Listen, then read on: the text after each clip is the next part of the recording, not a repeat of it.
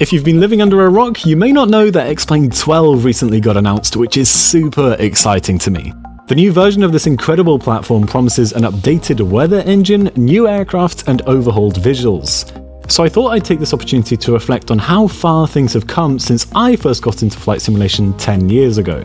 Now, I've been using XPlane since version 10 back when I was about 13 years old, so I literally grew up with XPlane, and it has helped me so much with getting a degree in engineering and also making clear where my passions and strengths lie in general. So if you're looking for an objective opinion, then this video may not be for you, since I'll admit that I'm pretty damn excited about this. And although there have been some mixed reactions about XPlane 12, with a lot of people understandably comparing it to Microsoft Flight Simulator 2020, I'm personally really looking forward to this, and it's fantastic to see all of these developments going on within the flight simulation world.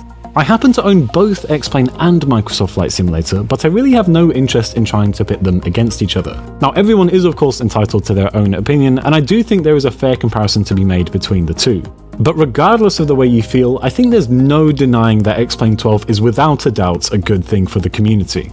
I mean, for us as the consumers, there is literally no downside to having an additional flight simulator on the market, since this competition is exactly what drives developers to bring their best talents to the table. The biggest thing I'm excited about is the weather upgrade. People have been complaining for a long time about the 2D clouds that we've been stuck with in XPlane 10 and XPlane 11. And one of my favourite things to do in a flight simulator is to fly in low visibility conditions and challenge myself to fly an eyeless approach manually. But I've always been frustrated with this, as I never fully got the impression of being properly immersed in fog and clouds. This of course changed when Microsoft Flight Simulator came along with its volumetric clouds, and shortly after we also witnessed DCS follow suit. So although XPlane is a little bit late to the party when it comes to the weather, I'm very grateful that they've chosen to finally address this issue. And it seems from the screenshots that they're taking it very seriously. I really like these towering cumulus clouds in the background here. In the real world, I fly gliders in my spare time, and there have been so many times that I've been in absolute awe of the huge clouds that surround my tiny little aircraft. There's something very humbling about flying next to a gargantuan cloud, and it really makes you realize how small we are on this planet. And although a computer program will never truly compare to the real world, I've always dreamed of being able to have a similar feeling in a flight simulator.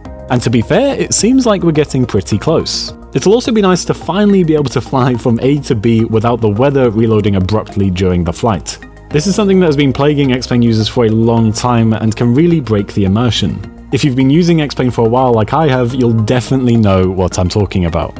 But the real reason I'm looking forward to the next generation of XPlane actually isn't because of what's been announced in the teasers. If I look back and reflect on the past few years I've spent with XPlane 11, there have been some incredible developments going on. There's so much stuff happening right now that I feel like sometimes it's easy to forget where we came from. I'm talking about things like the Zibo 737 and the Vulkan update, not to mention some of the spectacular payware that has been coming out recently, such as the Q400. I mean, just to take an example, what Zibo did for flight simulation is something we've never ever seen before. And who knows how XPlane 12 will pave the way for the next generation of developers. And either way, there's definitely no reason to assume that the number of third-party developers is going to slow down anytime soon. Laminar Research has also proved that they are both capable and willing to listen and work with the community to suit our needs. I think they're also very aware of how important third-party developers are for the platform, and I'm very glad to see them cooperate with the community. A good example of this is how Toliss recently came out to announce that they would be offering upgrades to their existing products to make use of the additional features that will be available in XPlane 12. I'm assuming that this is only possible because Toliss have been communicating with Laminar Research to explore the new possibilities of the upcoming platform. Although the teasers we've seen so far are definitely a step in the right direction, I think it's also worth keeping in mind that we may see a lot more features being added before the final release sometime next year. Not to mention that during the lifetime of XPlane 12, Laminar Research will be hard at work to improve and build on the groundwork they're currently laying.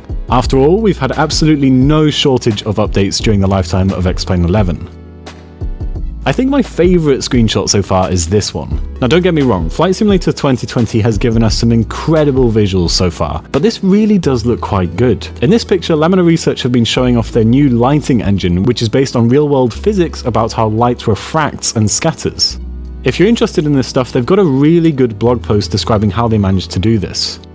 An eternal struggle of mine has been trying to figure out ways to fix the washed out look that XPlane has always had. I've always been unsatisfied with the sort of bland feeling that default XPlane has had to it.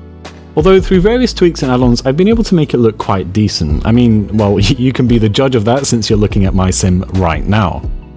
X-Plane 11 introduced a lot of visual upgrades like reflections and PBR when it got released, and it seems to me that X-Plane 12 will again provide similar improvements. But the ultimate question of how it compares to Microsoft's latest simulator is something we're going to have to wait and see. Now again, I'm a huge fan of Microsoft's latest simulator, and I completely empathize with people that say it looks better than X-Plane. I actually used to be one of the people who thought that Microsoft's new flight simulator would kill X-Plane completely, but as time went on, I actually found myself coming back to X-Plane quite a lot. I think the reason for this is that I'm a pretty technical guy, and I definitely appreciate the amount of systems depth that is available in X-Plane. Something I love playing around with is the flight dynamics and forces, and I'm actually trying to build this channel around explaining concepts that I've learned at university through visualizations in X-Plane.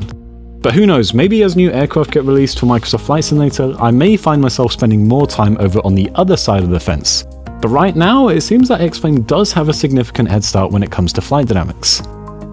Another thing I found myself missing quite a lot when I was trying out Microsoft's new flight simulator is surprisingly X-Plane's user interface. Although the UI isn't a huge deal, there's something about X-Plane that for me personally gives it a slightly better feel than Microsoft Flight Simulator. Although this is of course just my personal preference and is a very sort of minor little thing. And for some people I completely get that X-Plane's user interface does not weigh up against the groundbreaking visuals of Microsoft's amazing clouds. I'm just a guy who happens to care more about the systems and the aerodynamics rather than the visual aspect, but again, I completely understand the opposite side of the fence here. So all in all, I can't wait to try out some of my favourite X-Plane 11 aircraft over on the new platform with its updated weather and graphics engine. Right now, I'm having a lot of fun with the Q400, and FlyJ Sim, who developed it, have already announced that they will of course be bringing it over to X-Plane 12 when it releases. To bring this to an end, the announcement of X-Plane 12 marks the start of a new chapter in the book of flight simulation. It's going to be very interesting to see how the various platforms evolve into the future, and with the amount of traffic that Microsoft has brought to Flight Sim, there really is no sign of things slowing down anytime soon. Thank you very much for watching. I'd love to know what you think in the comments down below, and I hope we'll see each other again soon.